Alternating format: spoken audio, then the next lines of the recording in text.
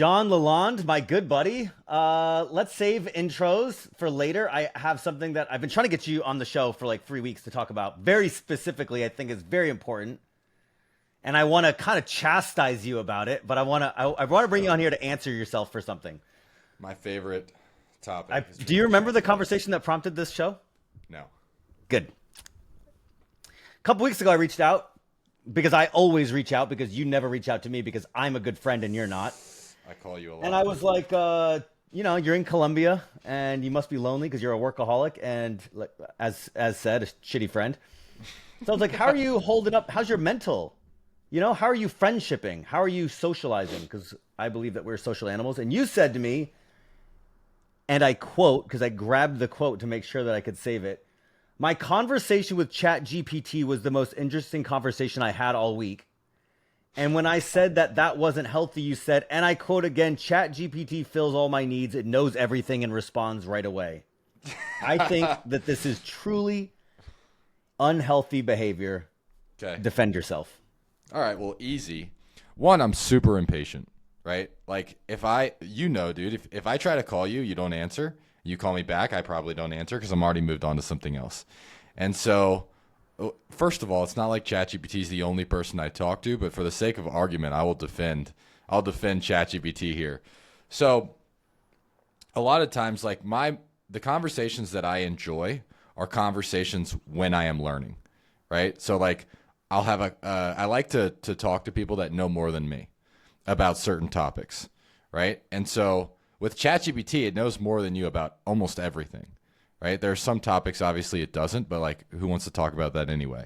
So I still do this like almost every night. If there's something that I want to understand, I will just have conversations with ChatGPT. What happens if you do this though? But what about this? What about this? And it's immediate feedback. And I think it's a good way to learn rather than just scrolling on your phone. Do I feel like it's socializing? Absolutely not. Do I feel like it's more productive than going on social media and Facebook? And is it how I spend a lot of my time? Yeah. Yeah, it's a pretty good defense. Yeah, I know. You weren't ready for that. Let me ask you this. People are going to use chatbots as social relationships. That's already happening. I mean, there's statistics that say something like there's a relationship chat bot in China where over 1 million people say "I love you" to it every night. Yeah. So, I guess, do you think that's a blessing or a curse? No, I don't think that that's a blessing at all. I think that if you're doing it to fill like some sort of emotional need that needs to be filled by a human, right? Like you get love from your parents. There's a ton of research that says for healthy development, you need it, right? I'm reading a lot into this right now because I just had a kid. I'm Sure. like, what children need for healthy development? They're not going to get that from an AI robot, right? And you are right about humans being social creatures. Like we come from tribes. That's why people get nervous speaking in front of other people because they're worried that they're going to say something stupid and basically be shunned by their tribe and not be able to survive anymore. That's like the actual psychology behind people getting nervous to speak in front of other people. So I think, yeah, like human connections are important, but from like a learning aspect of having a conversation with like your idiot friend that talks about football and beer, right? Which, if maybe those are your friends, maybe they're not. Or you could talk about, you could just spend time like sitting there learning. I do think that's a healthy way to kind of spend your time versus talking about freaking bullshit Netflix TV shows and stuff like that. It's a good argument. I know. Do you think, okay, now let me ask you this. Do you think that people will increasingly use those, especially as they get better, the chat functions as some sort of replacement? I mean, I think we do it now, right? You have Facebook groups instead of bowling alleys. That sort of argument where you already have a digital social place rather than a local social place. And I think that costs us dearly, actually. So do you think that it's going to get worse with chatbots? Yeah, I think that the real danger is when people don't know. I think that's even more dangerous than when the people do. I think the people that do, the people that do know that they're talking to a chatbot at the other end of it, they can kind of acknowledge like their craziness, like me. Like I'm like, oh man, I'm having more conversations with ChatGPT than people. But like, am I socializing? Yeah, I've got my girlfriend, I've got my kid, I've got like, I get my social connections. If I was sitting alone and that was like my friend and I was like, hey Bob, how you doing today? Yeah, that'd be weird. But I think the real concern is, one, people are going to start using these for scams, right? Like they're just going to have chatbots everywhere talking to lonely old men pretending to be cute women, beautiful women, lonely old women, like the same thing that they're already doing, like that's going to happen, right? And then the other thing is like you've got on Instagram now, social media influencers that are all AI, Yeah. right? And so, I think it's a good thing that they're going to be putting out like the beauty influencers kind of like out of business. I don't think that they provide a ton of value. So I think that that's more dangerous than people that know that they're interacting with like a robot. But you're right. Both of them are gonna increase. The people that don't know and the people that know. My prediction is chatting with the bot is going to be very easy. It's going to be free or nearly free. Some versions of it will be free. Some versions of it will be expensive. And it's easy. And kind of to your point about speaking in public to the tribe, there comes a social pressure, a social cost, a social elegance practice that comes with navigating personal relationships. Like my relationship with everybody in the world is harder than my relationship with a bot. That's how it's going to be. Like being a friend, it's like, dude, everything that my friends do, I don't like everything my friends do. Sometimes they don't do like what I do. So I have to like try. Sometimes I try more than them. Sometimes they piss me off and I have to tell them. And you get all these like inevitable dynamics. With the bots, that's not going to happen. So I have this prediction that poor, lazy people are going to, most of the relationships are going to be with bots because it will be easy and cheap and readily accessible. And rich people are going to increasingly meet in person because it's harder and it's going to be a premium and it's going to be like, it's going to be a luxury. It's like cheap dopamine, right? It's like porn. Like it's hard to go out and go to a bar or public setting and meet a girl and build a connection with her and like that all takes work, right? And so what do like most, you're right, poor lazy people do is they just get addicted to porn instead of actually going for the real thing. And you're right, that's probably going to be the same thing that happens to AI bots with all relationships, not just sexual ones. They're going to look for connections. So yeah, it is definitely a danger, but we're already heading in that direction. Like we've been heading in that direction since social media. Sure. I think. Yeah, but you're my friend. So when you said you were talking to ChatGPT, I got worried. Yeah, no, I use it like I really enjoy just learning about anything. Sure. And what I like about like Google, I cannot tell you the last time I Googled something. Right? Google's like, I believe, going to be they're going to get their own AI sort of bot to make it more conversational, but every single thing that my kid fell off the bed the other day. It's like I Google like falling off the bed, like how dangerous is it, from what height is it dangerous, and things like that. On ChatGPT, I can literally have a conversation. Okay, so like no bump on the head, he's doing this, he's doing like it's a conversation with it. And so a lot of times I'll just get curious about, if I went through my history and I just get curious about like random topics. For example, the reason this came up is you can Google what's one of the things I like to do as like a pastime is just Google the meaning of lyrics, and you have all these like Reddit threads of real people talking about it, right? What ChatGPT will do is it'll go read all of those Reddit threads, and then it'll give me kind of this is what I think it is. And then I'll have a conversation like, well, do you think that it could also be like this? And they're like, yeah, that's a different perspective. And then they'll start outlining it. And that will get better. So that's what I use it for. Yeah. I've been doing this too. I've been using ChatGPT much more than Google because it is a sophisticated, it is the next evolution. Instead of me being like, hey, this is what I want to learn about, and it give me a bunch of results going like, here's a bunch of places for you to learn that we think are useful. Instead, I'm like, hey, I want to know this. And they're like, here's the answer. And it can put it in a format that you like as well. So its default is to break out bullet points with like all of these different things. You could just be like, no, like give me your best answer, right? And I was asking like some political questions. For example, I wanted to kind of find out like the main campaigning points from Trump, from RFK, and then from Kamala Harris. And like it can give me like these like all of these things, and then I could just say, you know what, just give me like the main things that they're trying to improve.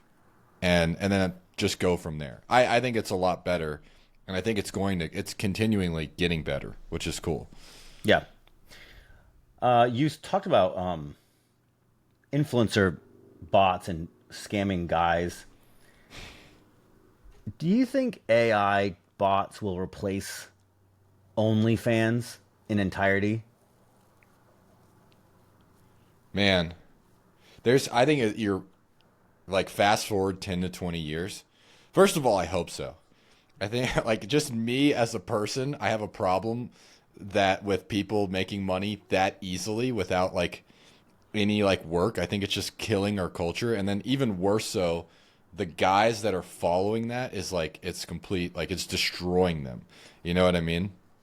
So I Well, hope so. guy part won't go away, but the girl part might. So what do you do with all these unemployed women when they can't they can't OnlyFans anymore? They start contributing to society in a better way. They learn how to program computers. They learn how to, go work at places that contribute to society in like a positive way versus getting more people addicted to cheap dopamine, which like is already a huge issue.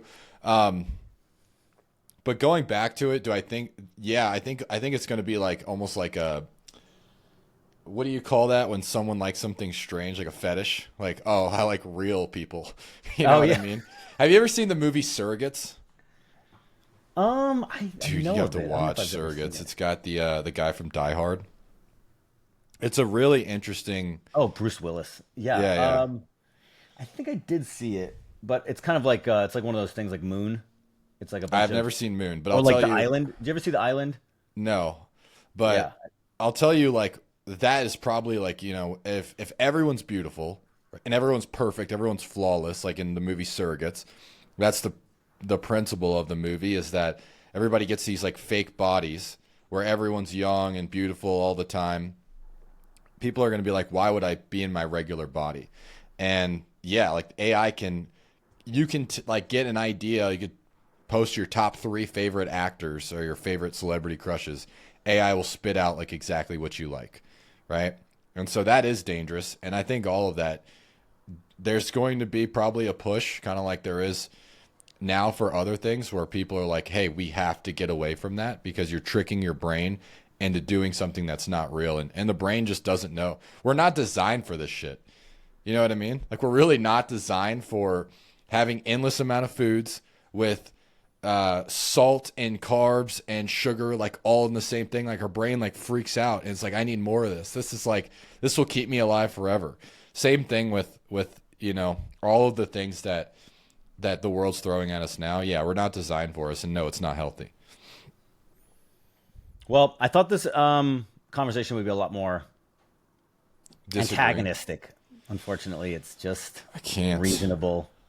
Yeah, no, I'm agreeing with you on all of the things about why it's dangerous and why we have to continue to have relationships. But I think the main thing you and I differ on is you need a lot of relationships with a lot of people, like a lot of social feedback, where I can almost be okay without talking to people. I did it once as like an experiment. My friends hated me for it. I went like 2-3 months without talking to almost anybody, just working. And I felt okay. Like I didn't feel lonely. I didn't feel, it was just like I wanted to kind of get to know myself a little bit better. And like for me, I can do that. I know for you, you go a day without talking to people and you lose your mind. It's real bad. Yeah. I think about this a lot. I think about this a lot, especially because I'm on such of the extreme of the spectrum where I'm like, I do need people a lot. And then I talk to a lot of folks who describe themselves as introverts, which I think the problem with the introvert is that they go, well, I need my alone time. And then I think most people are in the middle. They're not extreme. So they're like, yeah, you do need your alone time. You do need some downtime. You need some time away from people. The question is how much. It's very easy for me to know how much. It's all the time.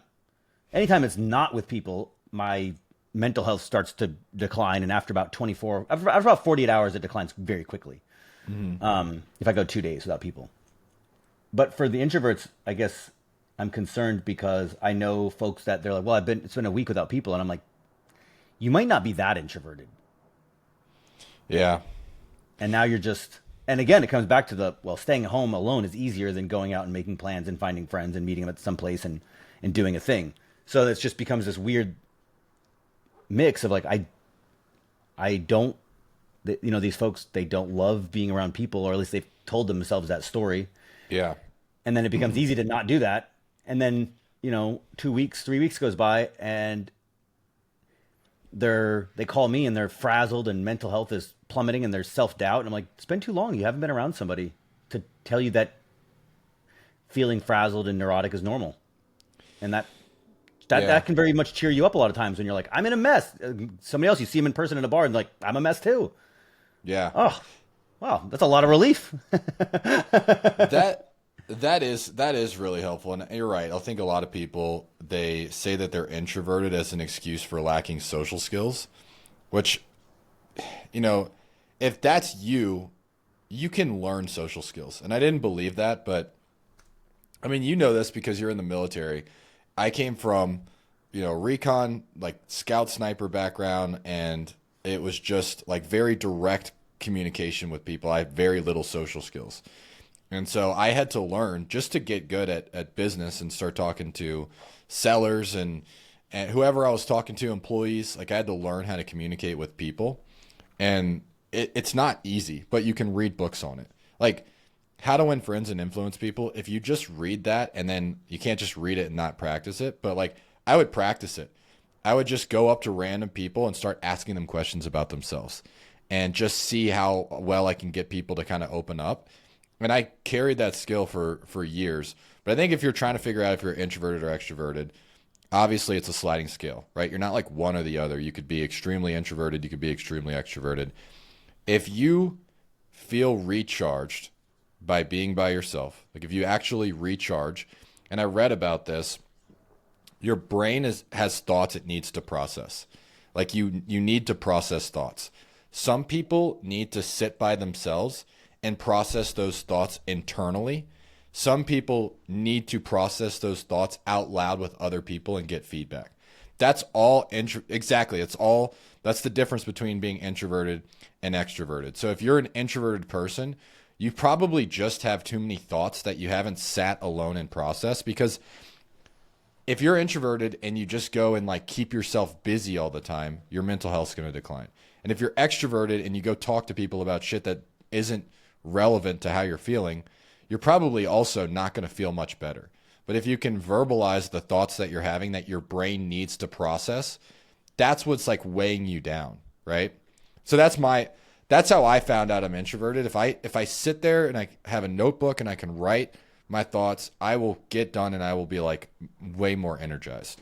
And then if I'm around too many people, and talking about kind of things that aren't relevant, my energy levels drop. That's it.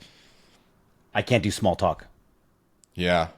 I'm like, this is draining. This is the hardest conversation. Like, oh yeah, the weather today. Wow, it was different than yesterday. Oh my God, can you believe it?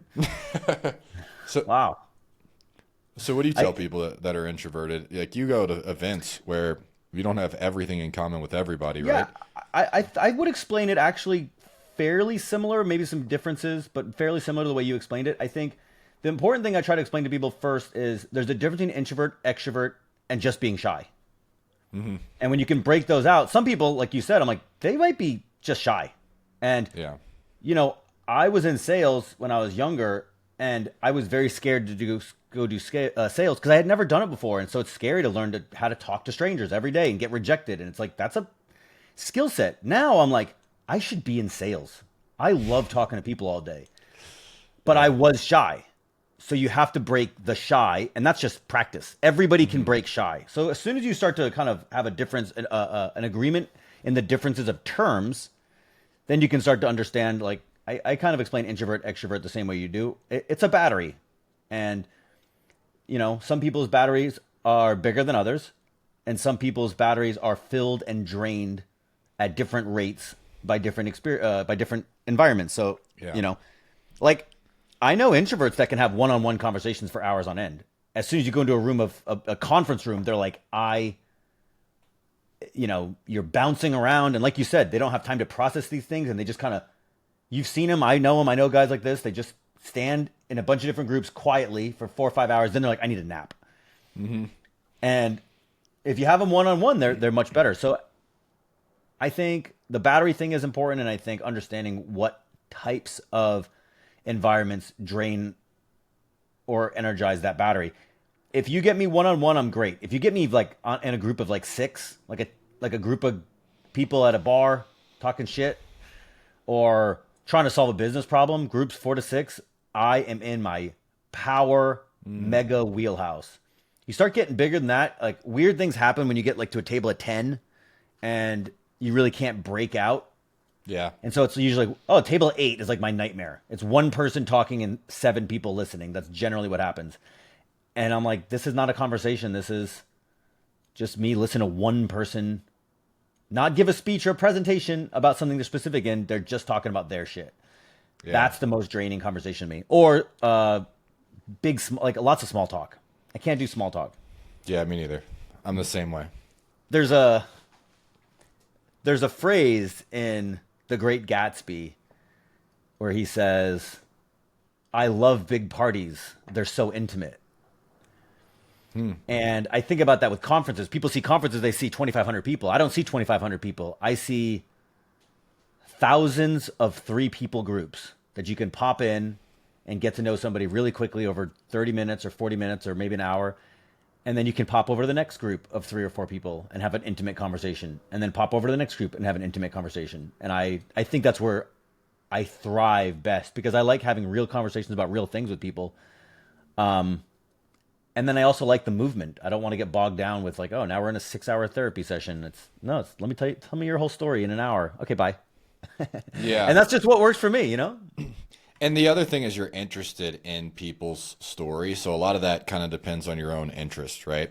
Whereas like me, maybe I'm selfish here. I have very little interest in other people that aren't in my direct, like very, very direct kind of tribe, if you will. If you're in my direct tribe, I want to know how's your life going? How's things with your relationship? Like how's everything going with you? If you're not, that to me feels like small talk. Talking about somebody else and talking about their life, it just feels like small talk, even if it's not. Jordan Peterson says this, so I don't know if this is true. I assume it's true because most of what he says I agree with.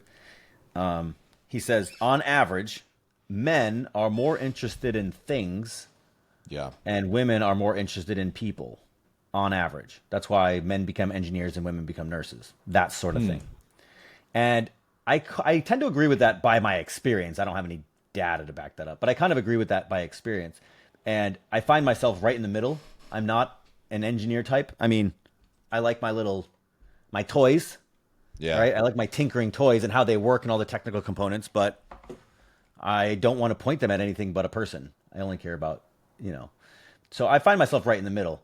But I know you pretty well, and it would make sense that you're more interested in.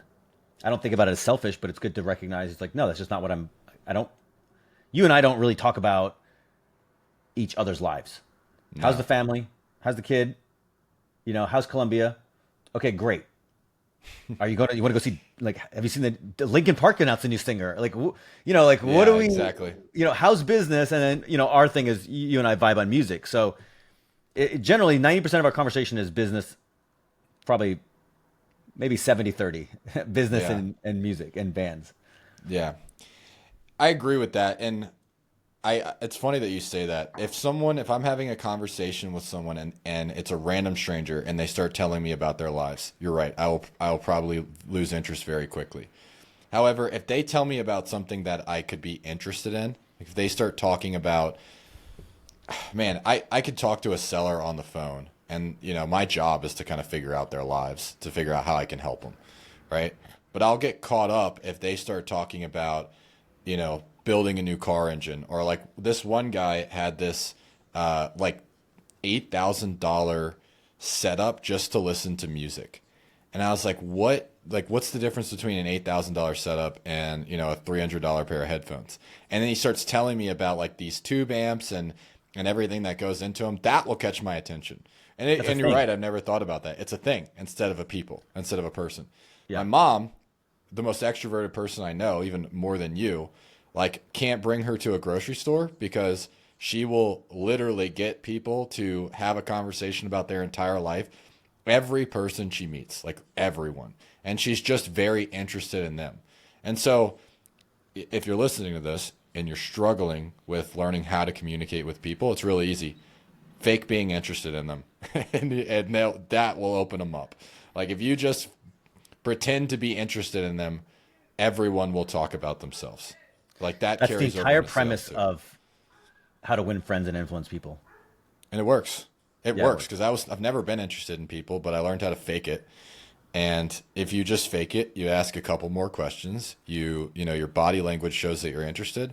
People love you. Chris Voss talks about it too. Like, he talks about going to a party. He didn't say anything about himself, and he just mirrored people the entire time. And then everybody told his wife he's the most interesting person in the room. He didn't say a single thing about himself. Yeah, I love people so much. I wish I could. I don't know how to monetize it, but I feel like I'm genuinely interested in people. In fact, that's why I literally have been doing podcasts and videos. I don't make videos about stuff. I don't teach real estate on camera. I don't. No. I'm like, how did you do it? Where'd you come from? What are your problems? How did your business solve your problems? How'd you overcome that? That's what I'm interested in. It's so funny. Like, yeah. But faking it is definitely good enough. It'll work if you're struggling, and then who knows? Maybe fake it until you make it. Fake it until you actually start. You're like, wait a second, that was actually kind of interesting. Let's have some more conversations like that. And like I've learned to enjoy it because I'm in sales. Like my entire business is the only thing I've been consistently good at is sales. Like that's like the big thing that I'm like, okay, I know that if I'm on the phone, I'm making money. Which is so funny because you're like, I'm not interested in people. I'm like, it's literally the business that is wholly about people. It's but I do like as much as I'm not interested in them, if I can help them, I do get a little tick of joy from that. So most people like helping people, even if they even the cynics. Well, helping people is selfish. It's selfish to help people, right? Like your brain's telling you that they're gonna repay you somehow, and so because that's how like life used to work thousands of years ago, is if you help somebody, they would pay you back. And so like I honestly believe everything that we do just stems from the millions of years of evolution that we have, and so when you help someone, like it's selfish. Your brain's telling you that they're gonna help you back somehow. I hate you right now. I'm searching my bookshelf. I have 2 books to show you about this. Let's see if I can. I don't know if I can. Is it Evolutionary Psychology? Because that's one of my favorite books. Evolutionary Biology. Haven't heard that one. I've heard Evolutionary Psychology, which is great. I don't see it. There's a book by Richard Dawkins called The Selfish Gene. Yeah, I'll have to check Richard that out. Dawkins is like the greatest scientist on evolution of all time. And he wrote a couple books about evolution, but The Selfish Gene is one that you, based on that conversation, you should probably... I should read it. Bro, give me 2 seconds. I don't know if you can edit this thing, but someone is screaming at my freaking door. Hold on. All right, we're going to keep this show going without John because he's the extra. I'm the star. The Selfish Gene, Richard Dawkins talks about exactly what he was just saying, which is like, if you measure even cell biology, it does what's best for itself. And then interestingly enough, it will do what's best for its immediate family group. And then it will do a little bit less, but still what's best for anything who's blood related. So like cousins, second cousins, things like that.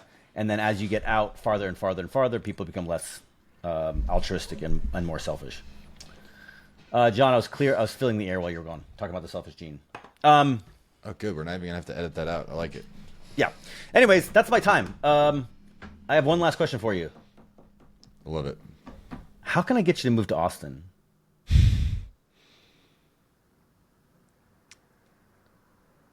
The pause is me thinking, just so you know. Man, I will say this. The fact that like the things that you're selling me on, you know this in sales, right? You sell people on what's important to them. A lot of times you're telling me like, dude, there's so many other people in here doing business. And I'm like, that doesn't interest me at all. And so it's not that. Like the fact that you're there is a huge one. Because I would like to come hang out with you. I would like to go to the gym and things like that. I think the biggest thing is it's really hard to leave a place where you have like you're treated like a freaking king. You know what I mean? And so what I am doing right now is my nanny is getting her visa so that way we can bring her with us. And if I just have that, like everything else that I get here, like for example, all my groceries getting delivered to my door in less than 5 minutes, like I could live without that. You know, I can live without that. But living without a nanny, you can have groceries delivered here. I have groceries delivered. Yeah. However, like, dude, one of the things that's kind of surprising to me, it's funny, we're like going back to evolution. Tribes used to have help with like babies, right? They used to have like other people, they like the whole saying. They literally call it takes a village. It takes a village to raise the children. And I feel like the reason, I'm going to go off on this a little bit, just because I'm telling you kind of why I'm staying here so much. I think that, first of all, I don't understand how single moms in America do anything. It doesn't make sense. Like, I understand that they are probably the most like depressed and traumatized category of humans in the world is like and the kids the rate of crime and drug use and depression from the kids is astronomical. Well, there's no physical way for the kid to get the amount of care and love that he or she needs from a single mother that has to work. You know, like they have to go like drop them off with someone else or in a daycare where the people don't give a fuck about the children, right? They're just there to make money. And so one of like the blessings that I've had from being out here is that I have a nanny who loves my son. Like literally like she's like would be like a grandma to him. And that it's not for him, it's for Samantha to be able to also get some mental sanity to be a better mom for him as well. And so like when she's there, she's 100% present and she's there 90% of the time. But if she needs to go like take a shower, go work on something on her computer, I'm busy, I'm working, like I'm the one that provides for everybody. So that one little thing has been the biggest thing. It's not about moving to Austin or moving to Orange County or anything. It's just the biggest thing that's been preventing me because I'm like, it's not like culturally in the U.S., if you have a nanny, you're almost looked at as like overly privileged, right? You're successful. Like, that's just you. That's you. That's you. You're projecting, but I hear you. Maybe. Okay. Yeah. Well, I think like, man, everybody should have some sort of help when they have a child, whether it's their grandma, somebody coming in to like help them get some sanity. And so we're not super comfortable with like leaving our kids with grandparents, and we definitely don't want to move to like Venezuela or Louisiana, which are our two options there. And so we're bringing our help with us. And as soon as that happens, dude, I'm going to be looking at, I have to look at 3 different places. I will say I'll probably never stay in one place for very long. It's just not me. I used to think that, and now I've paid a dear cost for not doing so. Why? Because business changes over the years, and business at the end of the day is a fun game, but it's not overly fulfilling over time. I mean, most people would want to be broke with a couple of friends at the end of their life rather than rich and lonely. I mean, the money is not. Nobody thinks the money is the money. The money serves a way of life. It is not. It is not the way of life. And when you move, when I've moved, what I've done is I've made relationships for over 3 or 4 years and started to invest in people, and then essentially, what I've learned to call it, there is a cost for exiting a community. And now people look at you as somebody who doesn't commit to them. And then when you move and you're new and you're 40 like I am and 41 now, and I come to this community and I'm like, hey, I'm new. You know, how many people wonder when I'm going to leave? And so therefore they don't invest in that relationship as fully as they could because they think I'm transient. And maybe I am. If you say things like, I'm never going to stay in one place, you're transient. Well, I will treat you as a transient friend. And so you never get a foundational relationship. And I think actually it's cost me a lot of money and business because people are an investment. In fact, you're a little bit different than me. I'll tell you this straight up. I'm not good at things. I'm not good at doing things. I'm not that good. So my life has always been, I'm a support system for people. And so now I can put people together. I'm like, hey, John's this half of a business and Jimmy's this half of a business, and I can put you guys together and I can earn some money that way. And that's where that kind of talent is valuable. But in a lot of ways, I'm a supportive character, and I will probably always be a supportive character, and I'm going to have to make money on my relationships. And I'm okay with that. But if I break... That's how most successful CEOs create great businesses, is they create relationships with good talent that then build the businesses. So I would also argue that it's worth more than you think. I can't do that by starting from scratch every 3 years. And when you move and you start from scratch every 3 years, you can't build a great long-term relationship that includes trust and a shared mission and a culture. You just start from scratch every 3 years, and there's a deep cost that I've started to pay for that. So, I mean, I don't predict the entirety of my life, but I have made it a point recently to change my story, the story that I tell myself, because I used to say things just like that. I like bouncing around, and I do like bouncing around, and I'll still do my little adventurous travel, and I'm going to New Jersey tomorrow, and then I'll go to Knoxville, and I like travel. But Austin is home, and I'm going to be here forever. And the relationships that I really, really, really want to build and find are going to be here. And that's part of why I keep begging you to come to Austin, because I'm not going anywhere. And so there's people in my life that... What's that? It's on the record that I is going to be the first city that I look at. I do have a business in Orange County that I need to go. I want Austin to be the last city. Well, it's going to be one of the first ones I come and see. What happens? No, I want it to be the Tampa? last one. Okay. Go see Tampa first. Go see Tampa, Orange County, Tampa, and I mean Austin, Texas is right there because I love the Texas vibe. So we'll say that. I want to be last because last is the one that you're most likely to say yes to. Interesting. All right. Well, then I will make a promise right here. Austin will be the last place that I visit to live, but we're going to be on a hunt to go find the perfect community and perfect place that we want to live, because that is important. Like where you live. What does Naval say? What you do, where you live, and who you spend your life with, right? 3 biggest important things in your life. And so it's a big decision. So we're spending a lot of time. Like we're going to do some homework. Is anybody else begging you to come live where they live? Yeah. My employees in California that I've got a couple people that like really like the Tampa area. Yeah. There's a good community. Well, there's not just him. There's a bunch of guys out in Tampa. There's a good kind of community out there as well. And there's a lot of things happening in the real estate world out there. But I know I've got a couple of friends in Austin. So that's why those are the 3. It's like Orange County. It's the safest. It's on it. The weather's there is perfect. You just have to make a shitload of money to live comfortably there. And then Tampa and Austin. So we'll see. Well, I'm going to build this thing with or without you. It'll be better with you. All right, man. I know you're going to do it. Let me know how I can help. Selfishly. Hey, great to talk to you. Yeah, you too, bro. I'll talk to you later.